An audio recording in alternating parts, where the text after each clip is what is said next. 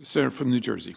I'm grateful, Mr. President, for the recognition, and I know I share this with 99 colleagues, that there is grief yet again hanging over the United States Senate, hanging over America, because soldiers who have sworn an oath to our Constitution, sworn to serve and defend this nation, have fallen. Several weeks ago, I had a conversation with someone who has been my colleague and is now the Secretary of State, and I asked about this war, and Secretary Rubio looked me in the eyes under oath and told me that the war is over. Several weeks before that, the President and his administration stood before the American people and told them we had won the war.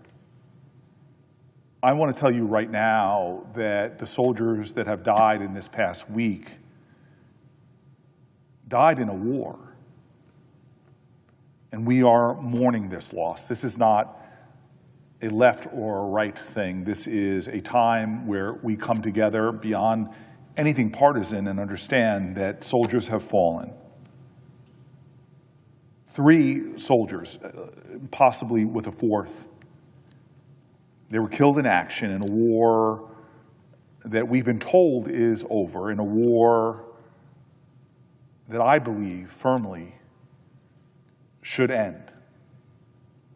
Their names deserve to be spoken on this floor and in the Congress of the United States, and I want to speak their names. First Lieutenant Tyler James Feehan of Hawaii. He was 25 years old. Private Isabel Gonzalez of Texas, she was 19 years old. Sergeant Michael Emmanuel Swinton of North Carolina, killed at Erbil Air Base in northern Iraq, 30 years old. 19, 25, and 30. My prayers are with their families. I can't even begin to imagine the grief. As it stands today, 17 American service members have paid the ultimate price for this war. 17 Americans, 17 families who won't sit for a meal with their loved ones, 17 lives that a nation cannot get back, no matter how many times we say it, the pain still lasts. And 17 reasons I believe the American people and the men and women who wear this country's uniform are owed more from us. We know in this body that every single day, and we're privy to information that every single day we go into classified settings and hear about the fact that every single day there are Americans standing up for our country in dangerous places, doing dangerous things. It is one of the more sobering parts of this job to know that I bear a responsibility, along with my 99 colleagues, for those men and women who step forward, swear their oath, put on their uniform, and go all over the globe for us, under the Commander-in-Chief, the President of the United States. Now, the idea behind our democracy is that they don't go at the orders of their commanders, but they go to represent a country that has a form of government, a republic that is a nation of laws. They swear an oath to the Constitution, and we too swear that same oath. We stand right there in the well of the Senate, raise our hands, and we swear an oath. There's no measure of courage to do this job. Rarely have I seen senators face real imminent danger, and the truth of the matter is the courage evidenced by men and women in a uniform should serve as an inspiration to us that maybe we are not putting ourselves at the physical test that they are, but we too have to make a decision to honor their courage with our moral courage.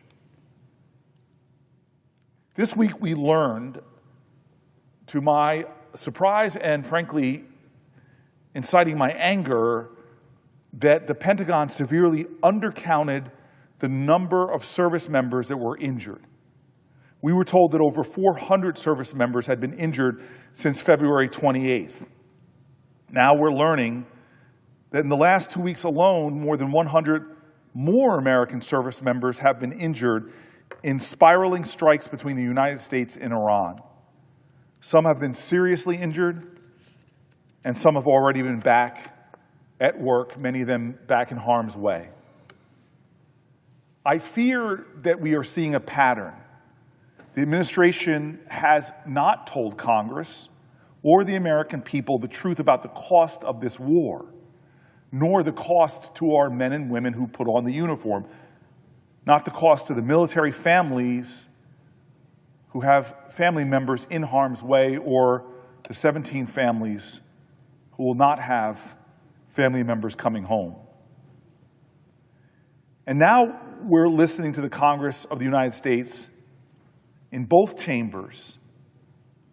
We've seen votes in majorities in both chambers to end this war, but instead of listening to that will, instead of listening to the American people in a war that is immensely unpopular, we seem to repeating over and over again what I believe is an unjust continuation of a war that is not upheld or supported by the law of our land or the Constitution we swore an oath to. This brings to me the urgency of this moment. And the death of more American soldiers highlights what we are doing here. History is looking at us in this moment. As right now, as we speak, there are people in harm's way. History is looking at us in this moment. How will our moral courage stand aside those courageous people who are representing our country? My heart is heavy, my spirit grieves, and I know I'm not alone. When deaths like this happen, we shouldn't just go on like this is normal. When people die in service of our country, in combat, we shouldn't treat it like another day here in America. It is not. So how do we express our commitment to country? How can it lie in congruency with theirs? How can we honor them in this body beyond condolences, thoughts, and prayers? I believe what the call of this body is in this moment, in the shadow of their immense brilliance, that we have an obligation to honor them, not with words, but in how we give the best measure of our devotion to the laws of our land. I find it unconscionable that the stakes are so high in this country, where we are spending tens of billions of dollars that factually could be going to our schools. Tens of billions of dollars could be going to our health care. Tens of billions of dollars that could be paying down our national debt. Tens of billions of dollars that don't just come out of nowhere, but they come from hardworking taxpayers who pay their taxes into a system that they put faith and trust in. And what's happening with this money that we're expending for bombs and missiles and planes and personnel? What's happening as we expend this money? Well, what is apparent to me is what is not happening. You see, our founders understood the nature of war, and they understood, in light of kings and queens and monarchs who so easily pushed their country into war with no consequence, how easily they put lives on the line, sent men and women into battles It was such a significant understanding that they had that they said no individual should be able to unilaterally send our men and women, our children into war, that we should put appropriate checks and balances on those decisions. Our founders knew the consequence of war, the burden of war. They knew the hell of war.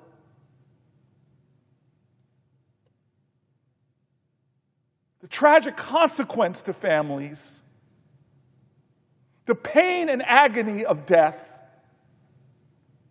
And they knew that those decisions should not be made by an individual who might be overcome with some kind of ill-conceived notions and draw our country into war where we give the best of who we are. The best of America is not our wealth, it is the young men and women who hold the hope of America.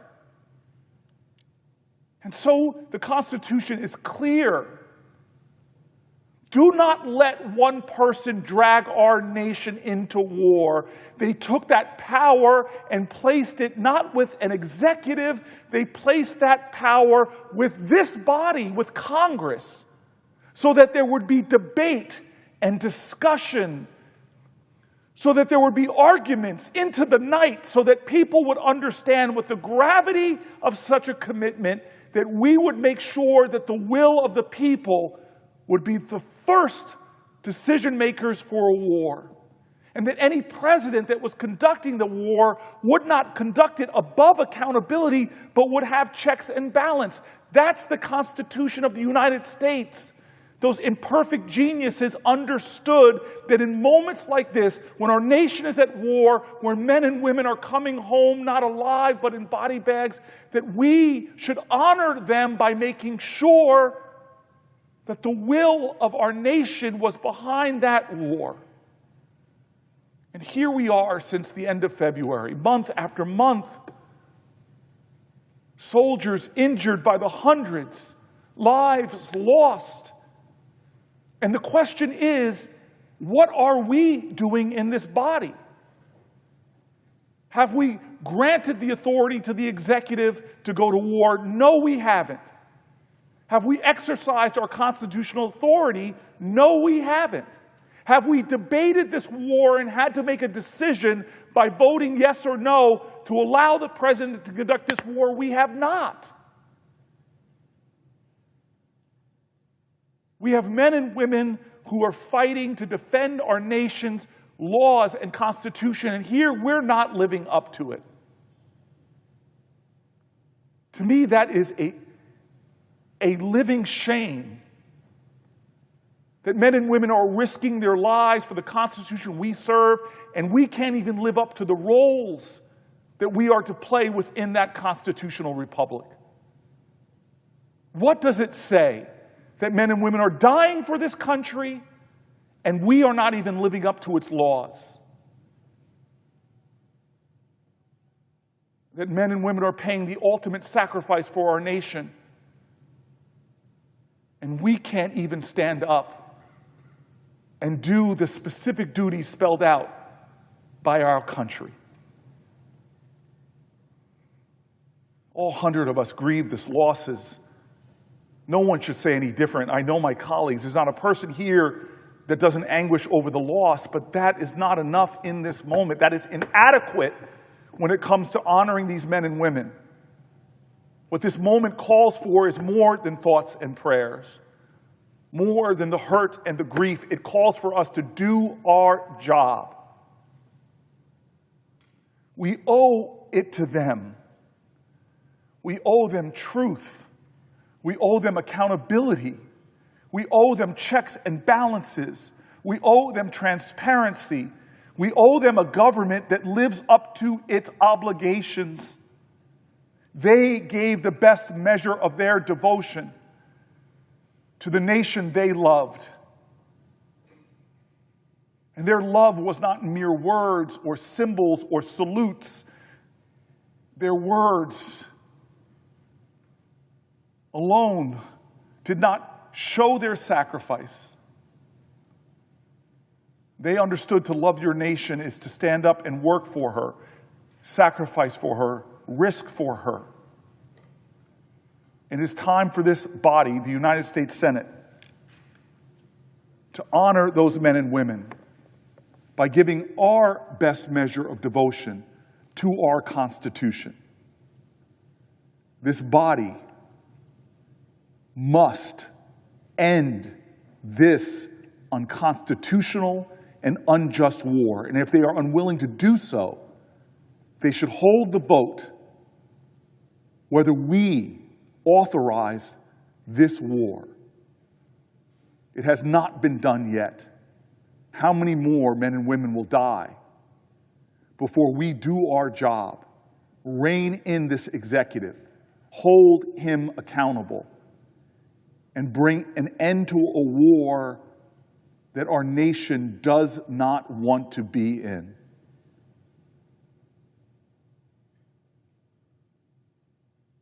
Today, my thoughts and prayers are with their families. But I stand here as one out of 100 senators, offering more than thoughts and prayers. I yet again demand this body to fulfill its constitutional obligations and do its job. Thank you, Mr. President.